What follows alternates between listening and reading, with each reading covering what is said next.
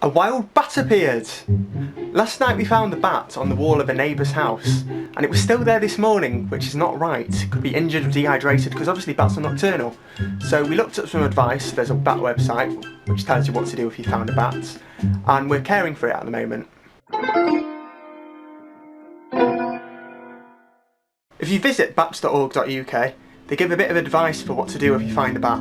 First of all, you need to get a shoebox, poke it full of air holes, and that's what you're going to keep your bat in. Second of all, make sure you only handle the bat with the gloves, because there's a small risk of rabies. And second of all, you need to supply some water, so either a little bottle cap full or a soaked tissue, which is what we've done. Then you need to get help. We've rung the helpline, and they basically said that there's a little volunteer group and hopefully they'll send someone round to collect it, and they have identified it as a baby bat, which means this is a bit of an emergency.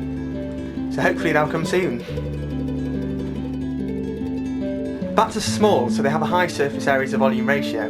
This means they lose heat very quickly and as a result need to have a high basal metabolic rate. Now, as an adaptation to stop themselves dying of starvation, they can actually vary their heartbeat from 200 beats per minute when they're at rest to 1,000 beats per minute when they're in the air flying. It's quite amazing.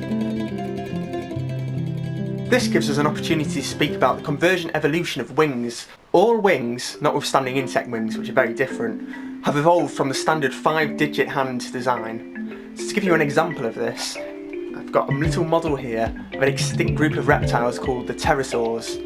And as you can see, the whole wing is based on 1 digit. In fact, pterodactyl itself is Greek for winged finger. So have a look at that.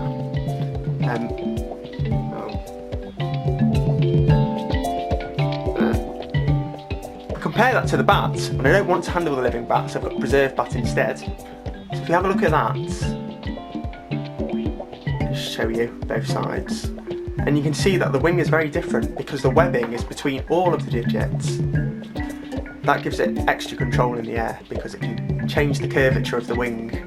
Now, I don't have the wing of a bird to show you, but what I can tell you is that they're even more different because the digits of the hand are fused. This offers extra strength, which means that the birds can flap even more powerfully and get airborne.